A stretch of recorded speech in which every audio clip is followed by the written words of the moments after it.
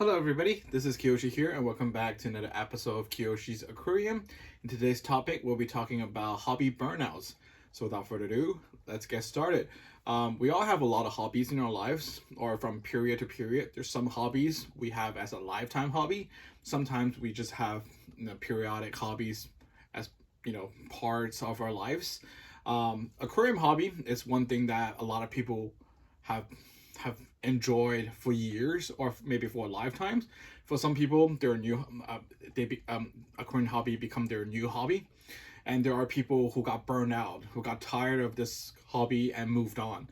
And there's also veterans who left the hobby and then came back years later or months later, depending on whatever is going on with your life.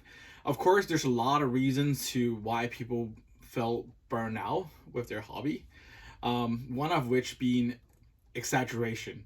I mean, a lot of times, especially with a new hobbyist, when they started this aquarium hobby, they want everything to be perfect. They want the best things to their fish, which is a good thing. And then eventually, the more research to do, the more fish they keep, the more advanced they become. They just want more and more aquariums. So from one aquarium become two, become three, become four. They just multiplies. At first, it's very attractive, very interesting because each aquarium had their unique feature, unique landscape, unique plants, unique fish. Especially, a lot of fish are so relatable. They show a lot of personalities. I don't blame you guys. I have done the same thing. However, as life changes, there are moments you might go through hardships, relationship problems, family problems, work problems, personal challenges, or just simply your age changed and you have different top priority things in your life, or new hobbies that you want to chase, or new friends that you made who have a different hobby, who have different interests that kind of move you away or drag you away. And then eventually all those hype that you have with your aquariums become burden. You feel like, oh my god, I have so many aquariums to take care. That's not fun anymore. I have to do water changes. When you have lives, there's gonna be lives. There's gonna be deaths. My fish died. My plant died. I have to clean my aquarium. There's a mess with the algae, all that kind of stuff. Once it was fun, once it was educational, now becoming a burden, and you're tired of it and you want to move on. Therefore, you tarnish, you burn down, you took down all of your aquariums and you want to move away from it, and you finally decided to move away. And then some just quit completely forever, and some, like I mentioned, including myself, I left aquarium hobby for 1 year and then I came back. And then for a couple years later, I quit again for 1 year. Because my life transactional changed. So first time when I quit, it's from high school to college. When I entered college, my freshman year, my interest, my hobby just changed completely. I made a bunch of new friends. I have a new lifestyle at the dorms. Everything just changed, and I no longer wanted to keep my aquariums because I have no time to maintain them. Especially at first, you thought it's okay, let's just leave them being it is, and then you start seeing algae growing, start seeing the tank gets nastier and nastier without all those maintenance.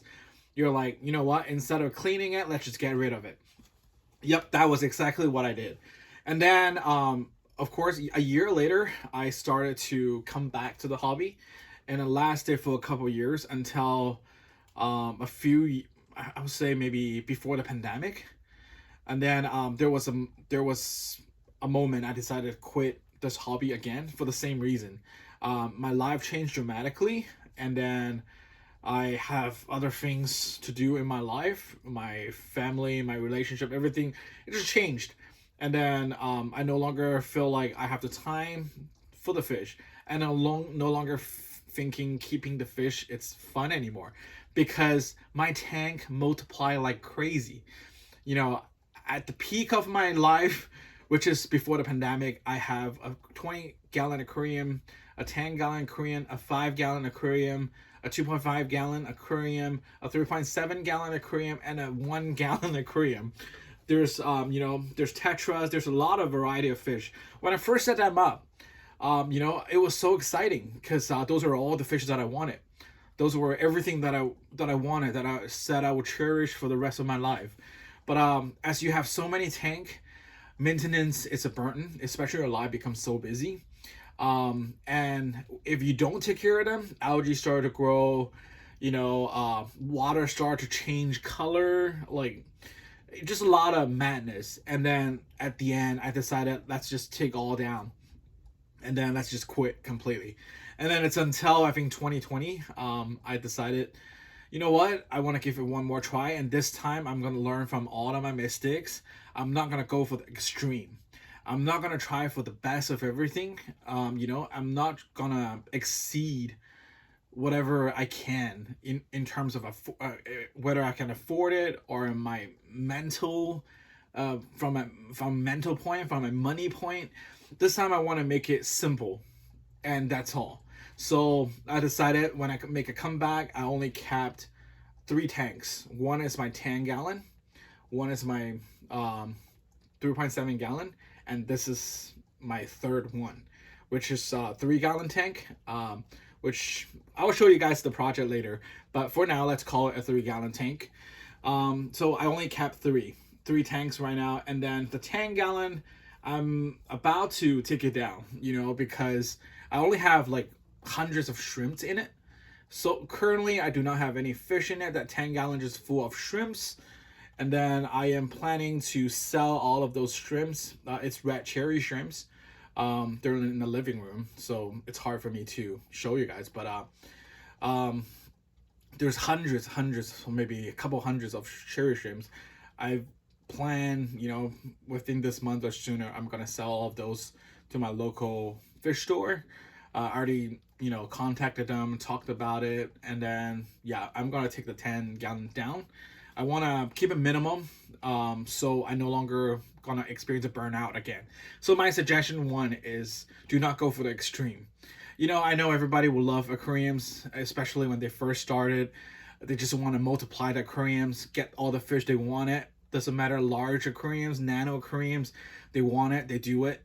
And then later on, maybe a year from now, 2 years from now, you're gonna get tired, and you're gonna those no longer become an enjoyment. You're gonna have burdens. So make sure you start simple and stay simple.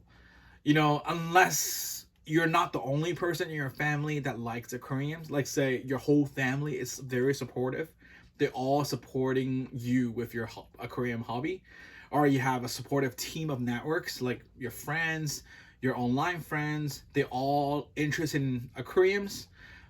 Therefore, I'm sure the lifespan of this hobby will become much longer when you have that kind of a supportive network.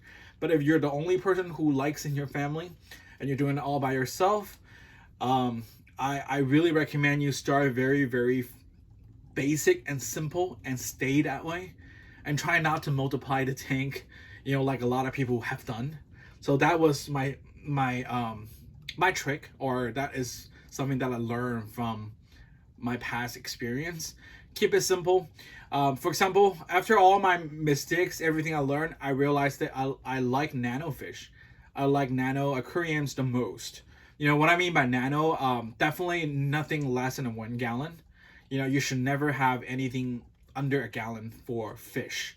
Better fish may be okay with a gallon if your water parameter is good.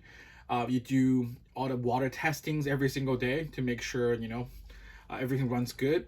But I would say anywhere from 1 to 5 gallon, it's considered nano aquariums, and that is what I feel I like the most, because for me, it's the easiest to take care. I know people said when you have larger aquariums, it's easier to take care because the water parameters, the temperature doesn't fluctuate that much, and also you don't need to do that much water changes.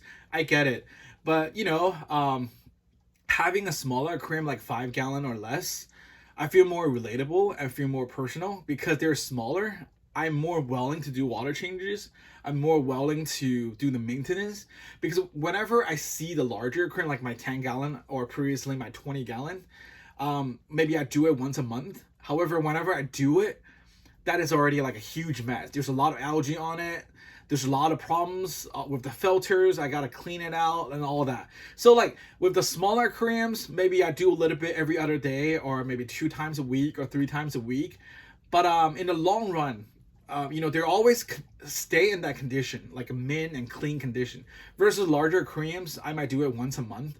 But whenever I do that, that's like a huge maintenance for me because of a lot of the brown stuff that's growing around the tanks. A lot of the water marks from the filters. Yeah, it's a different level of mess. I mean, it's up to you. I'm sure everybody thinks or feels differently. It's just me, from my experience, I learned that for myself, nano aquariums fits me better. It's easier for me to aquascape. It's easier for me to keep track of the parameters. Be more relatable to the aquariums. So when the aquariums are tinier, I can have them in my bedroom, on my work desk, where majority of my time I can be, I can spend the time next to the aquariums, whether looking at the fish, whenever I see something going on, I will fix it. Versus the larger aquariums, it's more for like a aesthetic. Yeah, I hate to say that, but for my situation, it's more like aesthetics. When you go to the living room, oh, there's a 20-gallon. Amazing, great. But yeah, I feel the work around it, it's much more harder than keeping a nano aquarium. It's just my personal thing, I'm not against larger tanks. It's for my personal, I think nano aquariums is something that I personally prefer. And yep, I learned from my mistakes. I no longer attempt to go beyond what I think I would love and enjoy, because I enjoy nano aquariums a lot. I enjoy nano fish a lot, and then learn a lot from the fish keeping off, what type of fish I should keep, or what type of fish I should not be keeping in a nano aquarium. Therefore, I believe this time my aquarium hobby, the interest will probably last much longer, because I try to keep it simple. I'm not gonna do multiple tanks anymore. Once my tank gallon is down, I will only be having a 3.7 gallon and this 3-gallon aquarium. So it will be a lot easier for me to take care, a lot less concern as well. And once that's my plan for now. Yep, and I hope my story helps you, or give you some ideas or inspirations.